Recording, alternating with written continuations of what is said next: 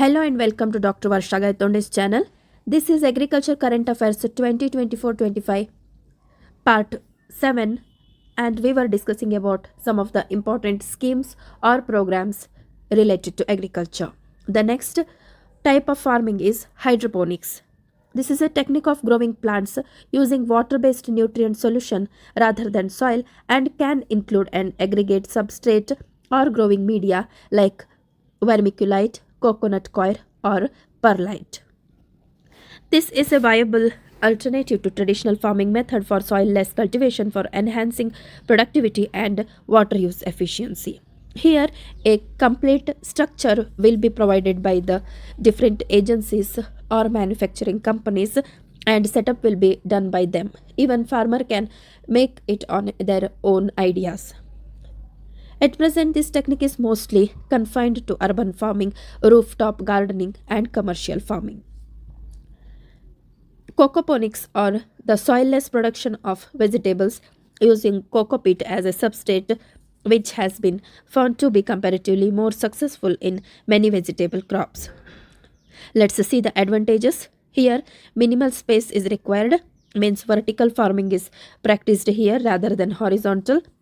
No use of pesticides, protected environmental farming, which gives less damage from danger of pest attack, weed growth, harsh weather conditions, etc. Higher yield, water conservation, producers can control the production process. This system thrives well where drought condition prevails. That means with the less water conditions we can grow the crops. Disadvantages: this requires time and commitment, experience, technical knowledge, electricity risk, and continuous supply of water, and initially it is expensive technique. India's sixth minor irrigation census.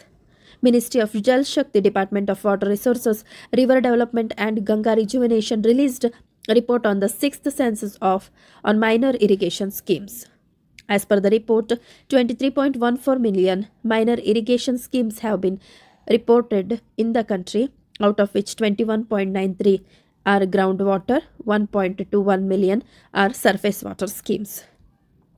Uttar Pradesh possesses the largest number of these minor irrigation schemes in the country, followed by Maharashtra, Madhya Pradesh, Tamil Nadu. For the first time, information about gender for the owner of MI scheme was also collected in case of individual ownership. Out of all the individually owned schemes, 18.1% are owned by women.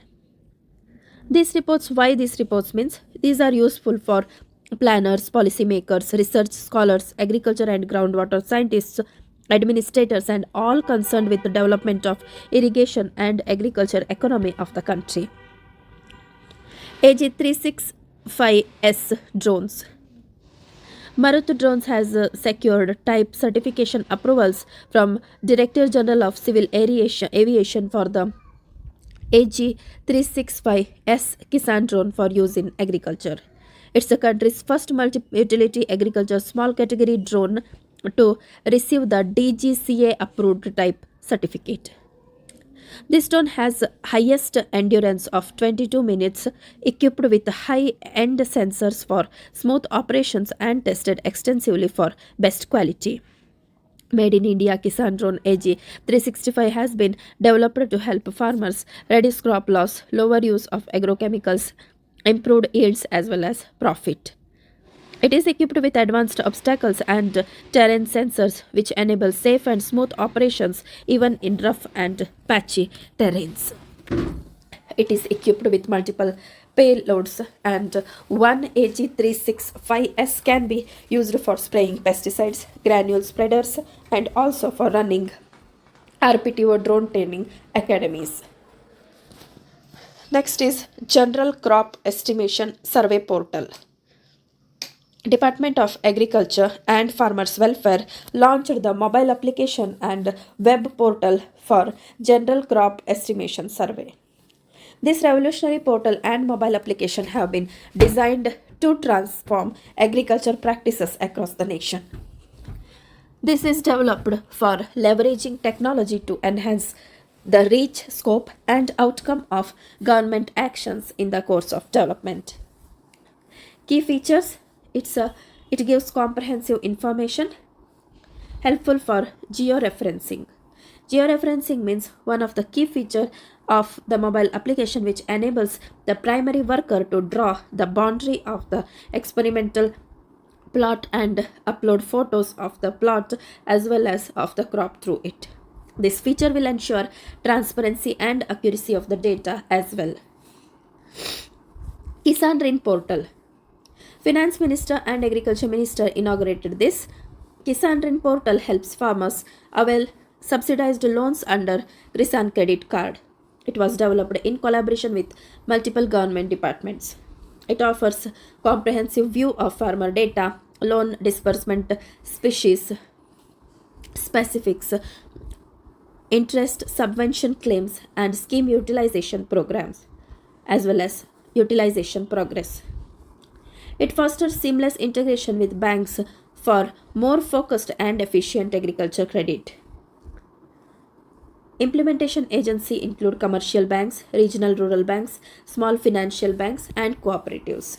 Purpose is to meet short-term credit requirements of the cultivation of crops, post-harvest expenses, produce marketing loan, consumption requirements of farmer household, working capital for maintenance of farm assets and activities allied to agriculture, investment credit requirement for agriculture and allied activities.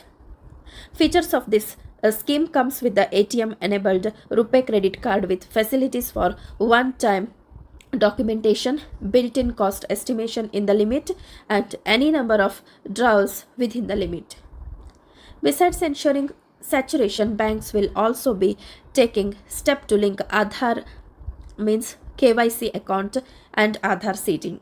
Government has taken several initiatives for KCC saturation, which includes adding farmers engaged in animal husbandry and fisheries, no processing fee of loan under KCC, and raising the limits of collateral free agriculture loans from 1 lakh to 1.6 lakhs. KCC facility will help fisheries and animal husbandry farmers to meet their short-term credit requirements of rearing of animal, poultry, birds, fish, shrimp, other aquatic organisms, and capture of fishes. Next is Unified Portal for Agriculture Statistics. This is advanced agriculture data management platform designed to generate crop estimates and integrate with other systems generating agriculture statistics like price, trade, procurement, stock, etc. It serves as a centralized hub for near real-time information on crop production, market trends, pricing, and other vital agriculture data. This aims to empower stakeholders in the agriculture sector, including policymakers, researchers, and farmers, by providing them with comprehensive insights to support information decision making. The portal addresses key challenges in agriculture data, including lack of standardization, verification, dispersion, and different update frequencies. It offers data standardization, advanced analytics, granular production estimates, commodity profile reports, flexibility for users to prepare their own reports.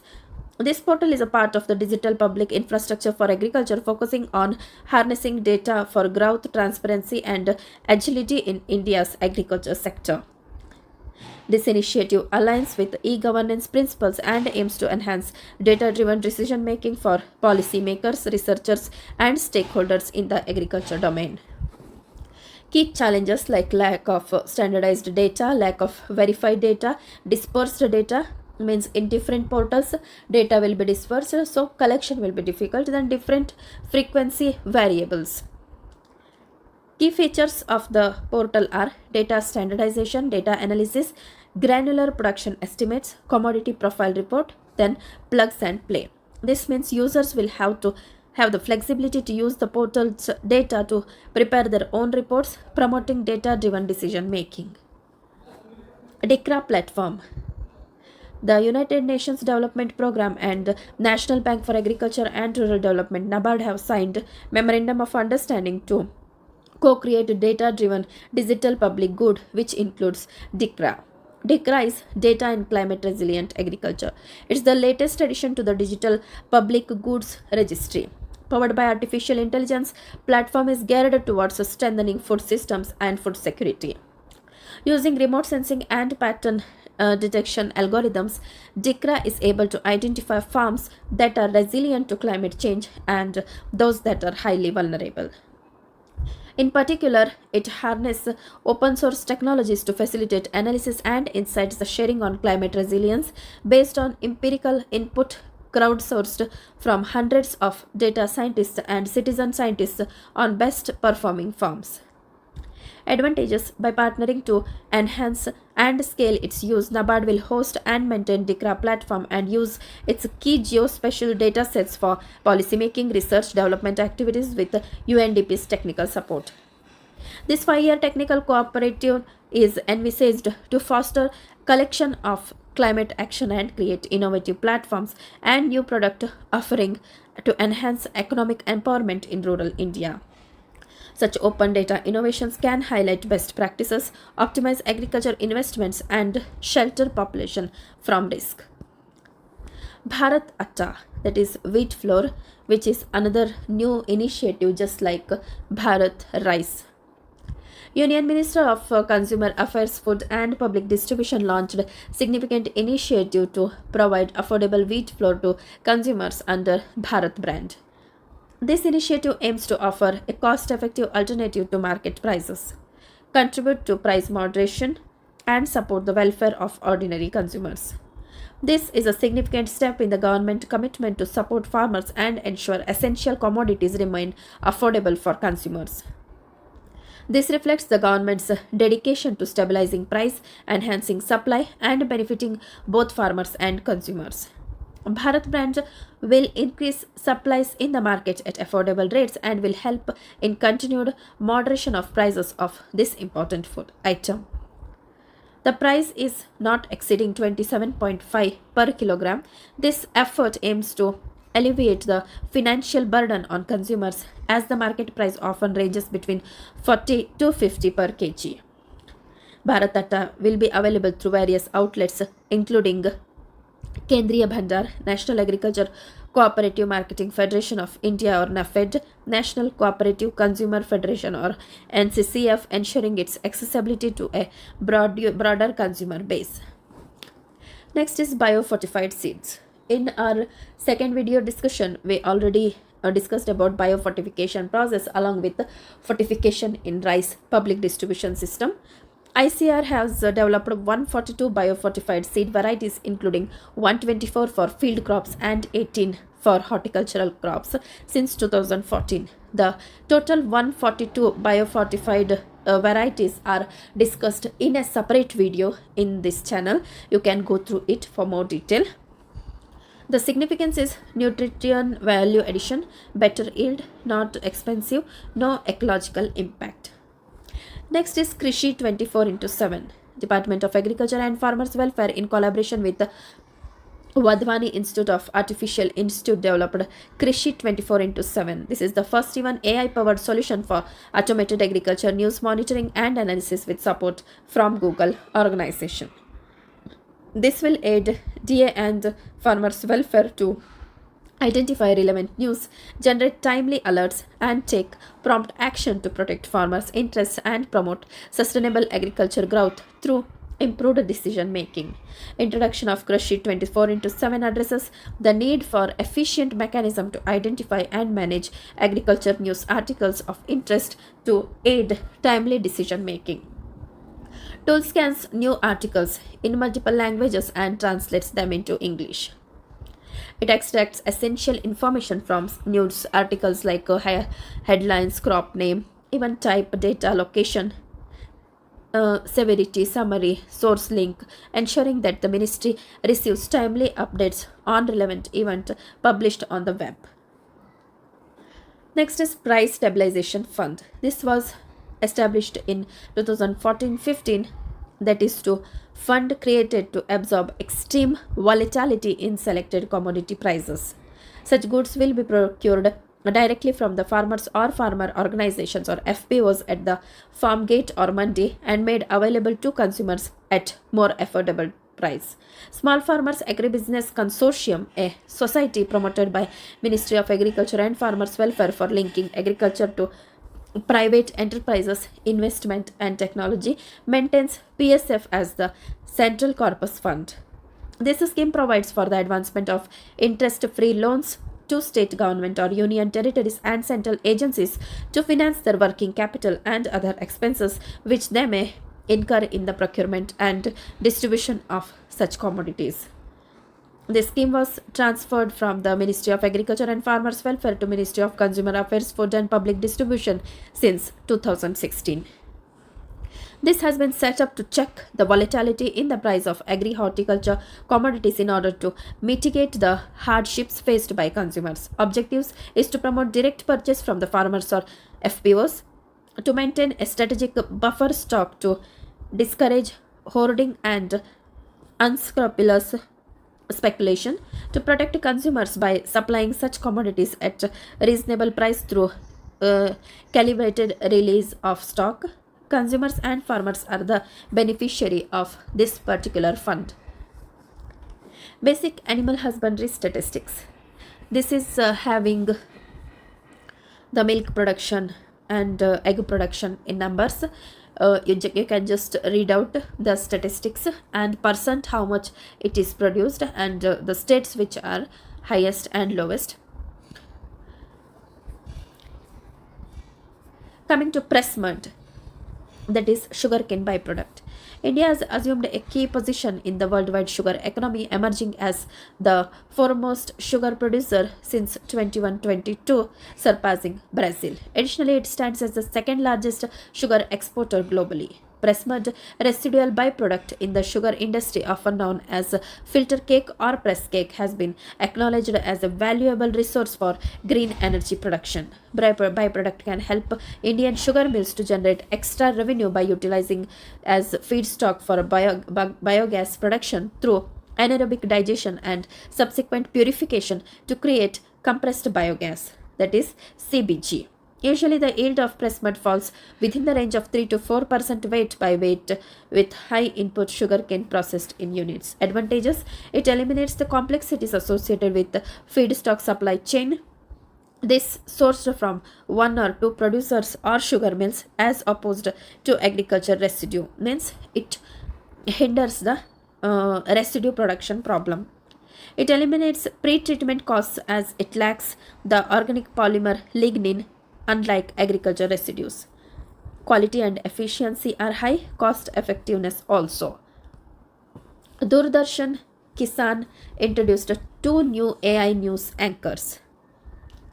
This is the era of AI, and Doordarshan Kisan is going to become the first government TV channel of the country to launch 2 AI anchors, that is AI Krishi and AI Bhumi. These AI anchors provide every necessary information about agriculture research happenings in the country and global level, trends in agriculture, mandis, changes in the weather, or any other information of government schemes. One special thing about these anchors is that they can speak in 50 languages of the country and abroad. This is very important. They can speak and pronounce 50 language of national and international importance. Part Mitso, that is mobile application for jute farmers. Ministry of Textile launched this mobile application to provide important information about MSP and agronomy to jute farmers. This is a mobile application developed by Jute Corporation of India Limited. Purpose is to provide important information about minimum support price and agronomy. Feature is available in 6 languages. All the functionalities are made available to the users free of cost. In addition to the latest agronomic practices and MSP, jute gradation parameters, farmer-centric schemes like jute ICARE, weather forecast, JCI's purchase centers, locations, and procurement policies are also made available in the app. Farmer will also be able to track the status and their payments on this. Jute Corporation of India. This is a small information about Jute Corporation, set up in 1971, which is an official agency by the Government of India with the aim to provide minimum support price to jute cultivators. It's the implementing agency of various projects of the Government of India for the enhancement and betterment of jute crop and lives of jute growers. It is under the administrative control of Ministry of Textiles. Next is IFCO receives FCO approval for nano zinc, nano copper liquid fertilizers. IFCO has secured approval for nano zinc and copper. These nano formulations are designed to address zinc and copper deficiencies in agriculture, aiming to boost crop yield, enhancing quality, reducing micronutrient malnutrition around the world. As you know, IFCO is already supplying nano urea and DAP, which are the major nutrients or macronutrient to the plants. One half-liter bottle of nano urea is estimated to be equal to 45 kgs of urea in granular form. After this notification, now 5 new liquid fertilizer products of IFCO based on nanotechnology will be available to farmers. IFCO Nano Urea, Nano DAP, Liquid Fertilizer Nano Urea Plus was notified by government. Then Nano Zinc and Nano Copper have been notified for 3 years. Chinta Mango, a farmer's variety, make history to registered in PPV FRA. ICR Central Island Agriculture Research Institute, Port Blair, Andaman and Nicobar Islands facilitated Shri Chintaharan Biswas, a progressive mango farmer with 100 mango trees from Shahid Dweep, and supported him in registering the farmer variety Chinta Mango with the Protection of Plant Varieties and Farmers' Right Authority, New Delhi. This is the first mango variety from this island to be registered under this. Chinta mango belongs to the species Mangifera indica, which is a cultivated mango species. This is a genotype which is having characteristic purple color in the peel during unripened stage. ICARI has made effort for the morphological and biochemical characterization of this genotype.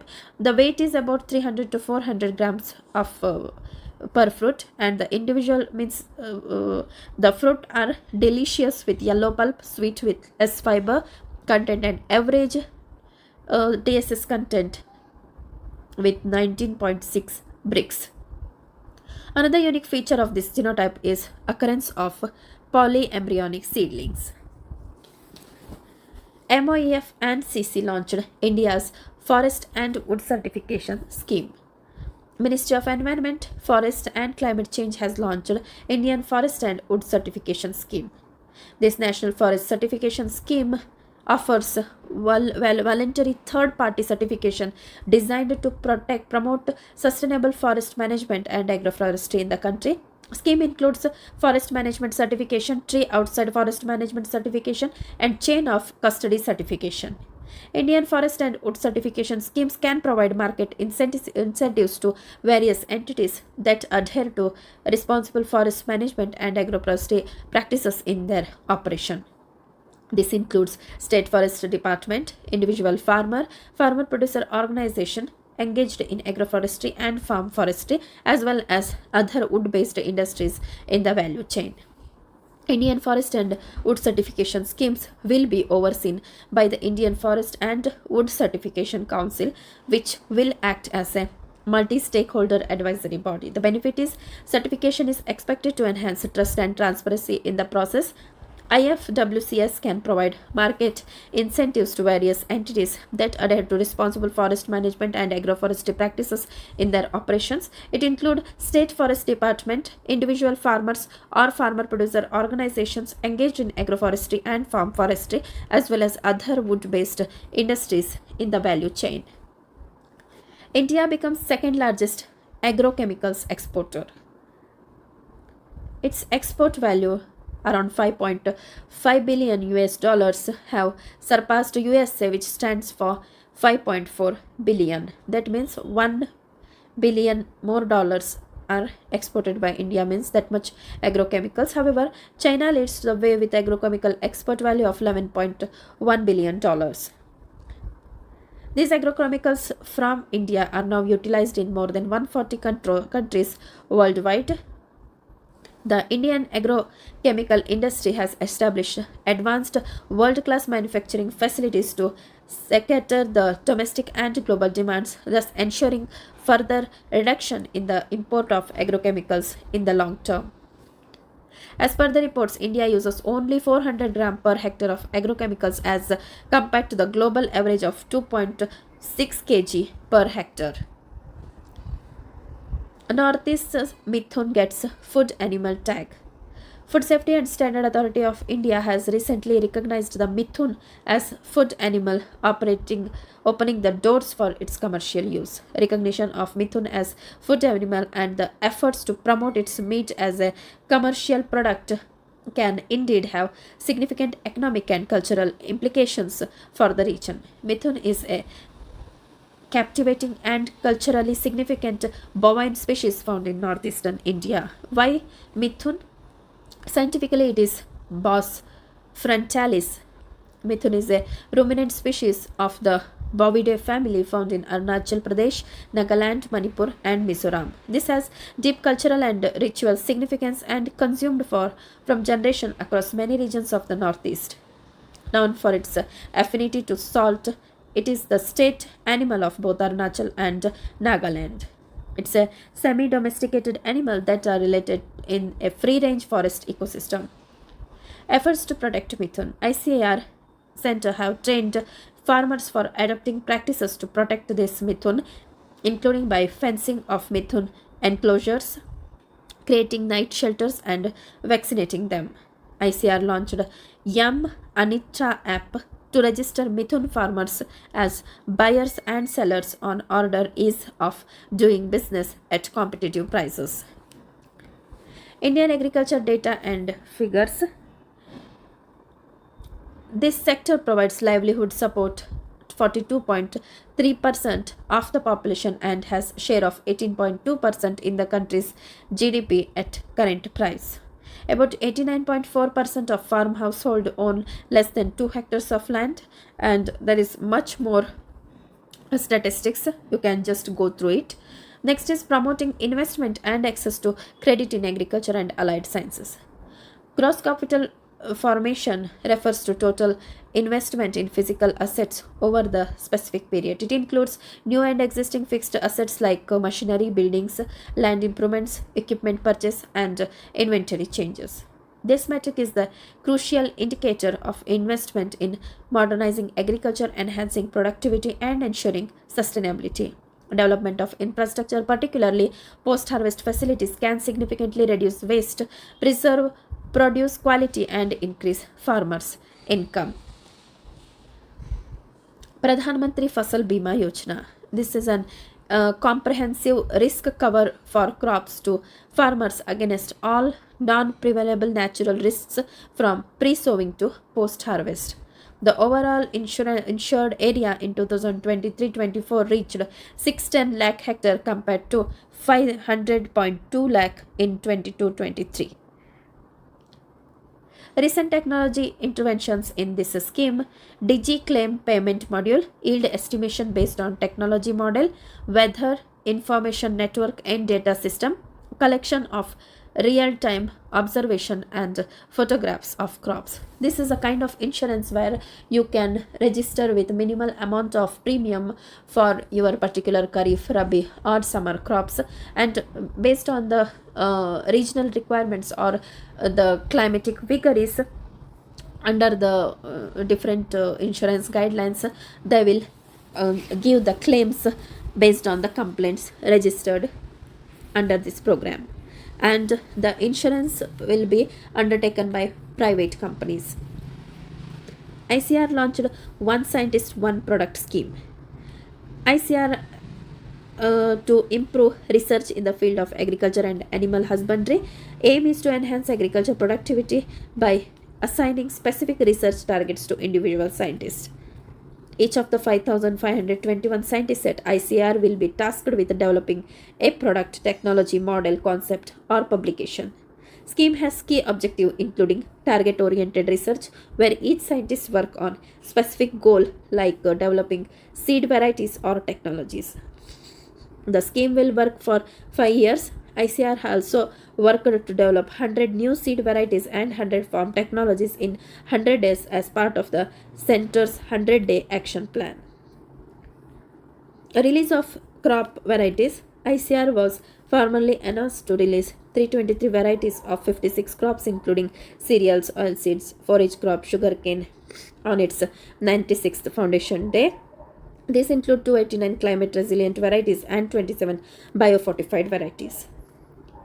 Impact and achievement. This reported that 16 million hectares are under biofortified varieties of crops including wheat, rice, pearl millet, lentil and mustard during 23-24.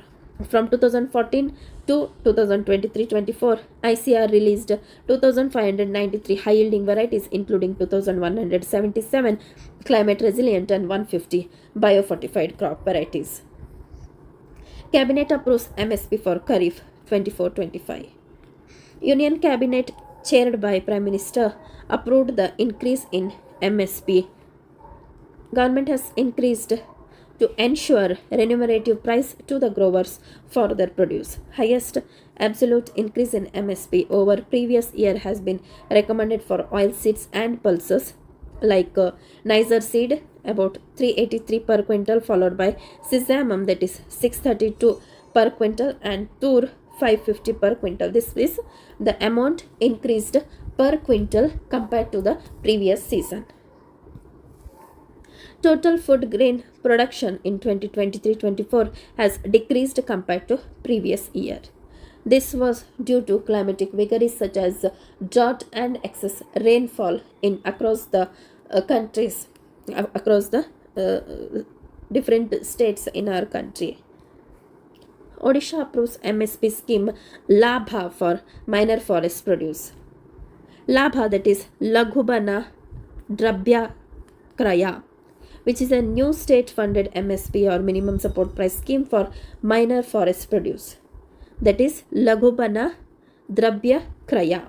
Scheme aims to produce possibility of distress sale of the produce to middlemen. The government aims to include 30,000 tribal beneficiaries under the scheme and it is expected to expand to over 1 lakh beneficiaries. Government is set to establish a tamarind processing plant in Raigada with the investment of 25 crores. This plant will use tamarind produced through Labha Yojana. This decision will lead to further empowerment of about 1 crore tribal people in the state, in which majority of them are women. The scheme will integrate the efforts with the Mission Shakti women self-help groups to manage the procurement centers. Next is Chaudhry Charan Singh, a voice for the voiceless tillers. From his early participation in Indian freedom struggle to his relentless advocacy for agrarian reforms, Uttar Pradesh Chief Minister Charan Singh consistently campaigned the causes of marginalized farmer communities. His political ideology centered on rural India's economy, self-reliance and social justice. No nation can prosper where the tiller of the soil goes hungry. He famously proclaimed capturing his commitment to fair crop prices, debt relief and village investments. He was the author of several books and pamphlets including Abolition of Jamindari, Cooperative Farming X-Rate, India's Poverty and its Solution, Peasant Proprietorship or Land to the Workers, and Prevention of Division of Holdings below a certain minimum. Next is Swaminathan, that is father of Green Revolution. Recently in 2024, the great legendary scientist died and he was awarded with many prizes like World Food Prize, and he focused on food security, efficiency of public distribution system. Then he also formed the National Commission on Farmers. He played instrumental role in developing Protection of Plant Varieties and Farmers' Rights Act in 2001. He worked for sustainable agriculture and promoted the evergreen revolution concept. His research include cryogenetics, hexaploid wheat production, C4 rice plant. Next concept is FPO. FPO is an registered organization involving about 1,000 farmers. The rule is like adding 1,000 farmers and forming an organization which work with a particular motto, like they may be interested to grow rice and sell the rice products or byproducts like that. While the concept has existed for centuries, the formalization in India is a relatively recent phenomena. The Companies Act 2002, which introduced farmer producer company model. Initial years saw slow progress, but later on it grabbed throughout the country. Initiative like Small Farmers Agribusiness Consortium, established in 2001, played crucial role in providing technical and financial assistance to FPOs. National Bank for Agriculture and Rural Development, or NABARD, launched Producers Organization Development and Upliftment Corpus in 2014 to provide financial support to FPO. Foundation and promotion of 10,000 FPO scheme launched in 2019. Different organizations in which FPOs are registered are Small Farmer Agribusiness Consortium, 898 FPOs, under NABARD 3,904, then central sector schemes about 2,257 FPOs. The operations of FPO include loan and repayment system, farm equipment leasing, produce aggregation, warehousing and processing, milk aggregation and sales, market access. Then these acts as input centers. These help in managing and monitoring farmer data repository, and farmer investor services will also be available here. The functions and objectives like input supply, the bulk procurement of quality farm inputs at discounted rate, timely availability of inputs especially during critical periods, production support like promotion of improved agricultural technologies, practices and facilitation of collective farm mechanization, extension services by agriculture experts, post-harvest management, like they may also involve in post-harvest servicing and marketing sector. By undertaking these diverse functions and activities, they play a transformative role in the lives of Indian farmers. They face significant challenges like difficulty in mobilizing farmers, limited business acumen, and financial sustainability issues. Reliance on government support and market access obstacles, including weak linkages and middlemen, further hinder their progress. Situation include government support through grants and credit, foster market facilitation and investing in training, empowering members through knowledge sharing, improving governance, and forming strategic partnership can enhance internal stability.